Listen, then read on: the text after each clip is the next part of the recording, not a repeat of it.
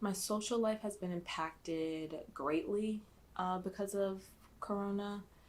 At the very beginning of it, I was not going anywhere. I was just working from home and maybe going out once a week, stocking up on a lot of things just to the supermarket.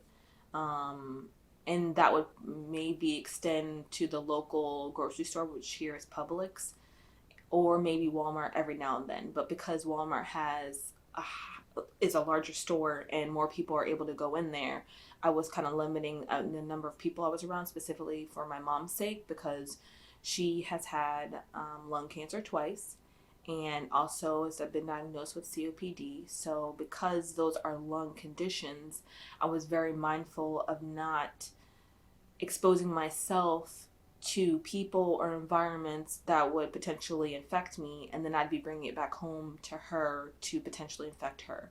So I was very careful of where I went and what I did, making sure that I was covered up, whether that be with a mask, gloves, sanitizer while I'm in and out of stores, constantly sanitizing. And then even coming into the house in the very beginning, I would take a shower right away, take my clothes off, wash them, just to minimize any opportunity of infecting her. And then with friends, I wasn't meeting with any friends. Even my best friend who lives close to me, I wasn't seeing her at all. We weren't getting together at each other's houses. We weren't going out to dinner. Even more recently, within the last month, have I even gone out to try to go to places to eat. And that's only outside. I won't go inside to eat. So if there's outdoor seating, if there's no outdoor seating, then usually I will order out and eat from home. I think the hardest thing has been being used to getting up and going and having no second thought about it, but then having to make sure that I'm taking the right precautions when I go out. So, do I have my mask? Do I have my gloves? Do I have enough sanitizer to wipe down the things that I'm touching or wipe down my hands? um, Making sure I'm keeping distance from people, or even people who aren't protecting themselves in a certain way, making sure I'm keeping my distance from them. So there have been times when I've gone to the store and people don't have their mask covering their nose and their mouth, so I'm like keeping my distance from them. But also, if I want to go to an amusement park, so I live in Florida, Disney's a thing. If I wanted to go to Disney, I second I haven't, but I have chosen not to during this time because that's a lot of people in a location that I wouldn't want to expose myself to. Now, granted, they have made a limit on who can come into the park. You have to do a pre-registration thing to get into the park, and if you don't meet that list, then they're cut off. You can't just buy a ticket last minute. So, they've made those precautions, but I think other places don't have that same setup. So if I want to go to a music park like Busch Gardens, I haven't gone because that's more people, close proximity. Even though it's outdoors, I just don't want to put myself in that risk. So a lot of thought has to go into where I'm going. Are proper precautions being taken in that location by the employer or owner? Um, so I'm just more cautious, trying to be mindful and careful with my actions and my movements as they would affect my mom if I was ever infected with coronavirus. So, being careful to take the proper steps to protect her by every means necessary. So, if that means my boyfriend's coming over, I want to make sure that he's clean and sanitized before, interacting with my mom. If friends were to come over, as more recently that's happened, making sure they're taking the precautions. She had a birthday in August and she turned 80, and a lot of family and friends wanted to come, and we limited that, and we told everybody that was going to come to the house they had to make sure that they were clean, but there would be no hugging and kissing on her during that time as a extended precaution to protect her health.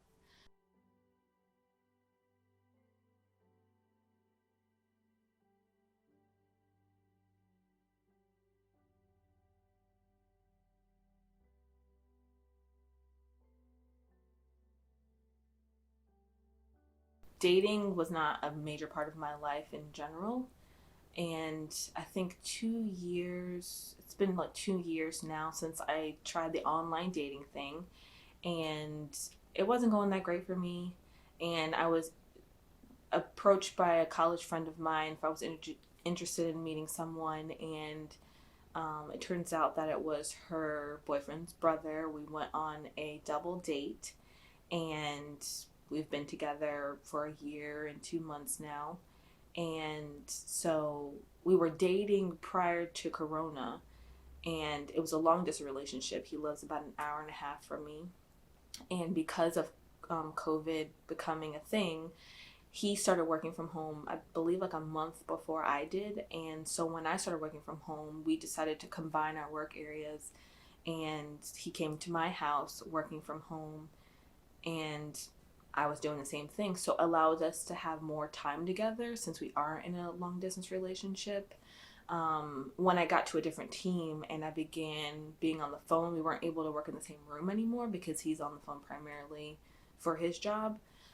So that became an issue, but working from home for the two of us has given us the opportunity to get closer, spend more time together, like share meals, cook dinner together.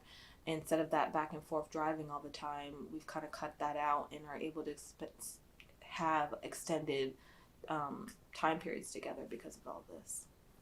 It wasn't bad having someone included in my household because of all of this, because my boyfriend had been around my mom on occasion, mostly during weekends prior to Corona being a thing and us both working from home.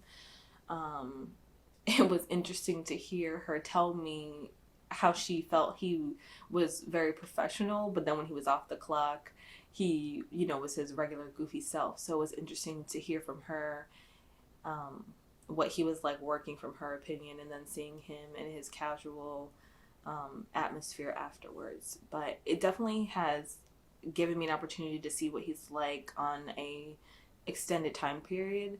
So how he is during work, which I never knew before because I was never with him at work. So I understand better how he works, the process that goes into the job that he does, his habits during work, and I guess just a better understanding of his job, and then how he operates at home since I don't live with him. So if he's at my house, understand like what time he gets up, what he likes to do after his work, what he likes to do in his free time when I'm not with him. So I got to learn all those things about him because of working together from home.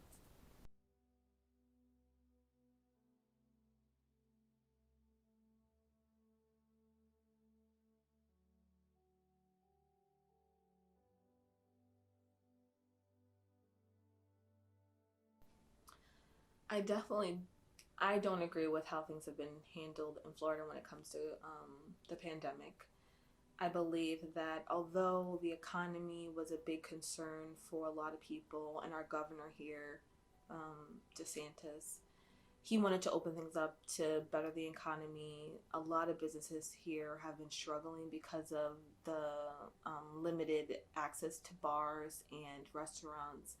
There was a lot of stories on the news that I saw where people were, if you're a single mom and you work as a waitress, you're not making any money. So, you're struggling.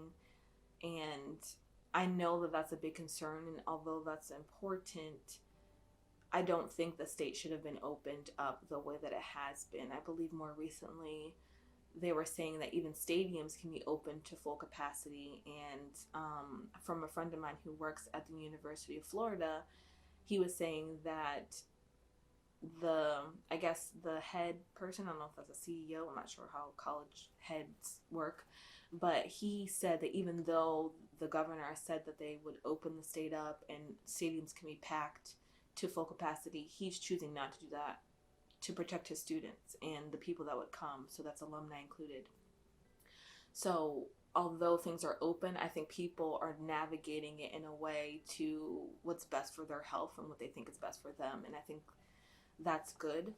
But from a leadership standpoint, I don't think it was best to open everything up.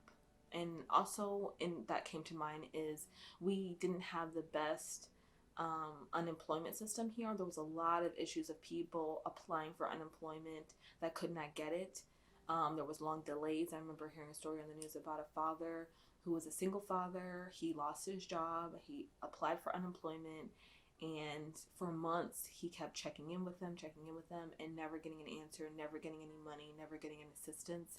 And that hurt people even more than things being shut down, because if they had the assistance, the resources to maintain that during the pandemic and during the shutdowns, I think people would have managed better. But with not the proper things prior in order, systems in order to help people, I think a lot of people suffered. So there was a lot of pushback on the local state government to open things up so people could get back to work, get back to living, so they can maintain their lives and their households. I don't believe that Trump handled social injustice during this time very well. Um, but I think that just extends to how I believe he handles certain situations. If he feels like the majority of the people are pleased with his actions and how he's handling things, then he can just say, oh, we're doing a great job and people are happy with how I'm handling things, and that should be enough, and that's where he ends it. I don't think he really acknowledged George Floyd or Breonna Taylor's death at all during this time, and has not up until this point done it, from my knowledge. I might be wrong. But knowing that people are hurting and that we're also going through this pandemic, I don't think it's best to just take at face value that the people who are closest to you are happy with the way you're handling things, and not taking into consideration how people of color are affected by this, and not taking any action to support them in a situation like this. Corona bringing racial injustice back to the limelight. Um, it's definitely, for me as a Black woman, it's definitely hurtful to see the things that have been happening during this time period. It makes it hard to, I think the one thing that comes to mind is after, I think it was after George Floyd, his death, and people being up in arms about how that was videotaped and handled by the law enforcement there, and people protesting. It was an interesting dynamic that people were still willing to go out and protest, but trying to be cautious and wear masks while out there. And then maybe it would have shied some people away from protesting because of the crowds and not wanting to be exposed. I know that's why I didn't go out. There were some local protests in Tampa and in the closer city, Brooksville, but I chose to not partake because of the assumption that there would be crowds there, and if people were not taking their precautions to cover themselves, I didn't want to expose myself and then an extension expose my mother. So the issue of it coming out during this time, I'm sure it's made a lot of people and myself feel kind of limited in how you can react or even approach a situation. Like if you're going to do sit-ins or visit your local offices of law to do petitions and things of that nature, that's limited because they may not allow people in to just walk in, and capacities of things. So just in terms of that, when it comes to protests and doing your due diligence, follow up to an issue, I think the one thing I would want people to know as words of wisdom in relation to COVID-19 and how it's affected me is be mindful of how your actions are affecting other people. I think of one situation where I was speaking to an elderly woman who has breathing problems of her own that I know of, who felt like the whole coronavirus thing was a gimmick. She felt like it wasn't necessary for people to wear masks. She felt like she felt as if it was stepping on people's toes to force them to wear masks when going into public places. And I feel like that is a dangerous viewpoint to have, knowing the numbers of deaths that have happened in this country, and knowing that it's a serious, real issue for a lot of people who have pre-existing conditions. And even if you feel like it's not going to affect you, be mindful of how it will affect the people in your life, the people around you, whether you care for them or not. Just be courteous. Be courteous and protect yourself for other people's sake. I think that's the biggest thing that I've taken away from this, in terms of my mom, but just in terms of elderly people and young people and people who are sick. Because another thing that comes to mind is my mom's cancer treatment center.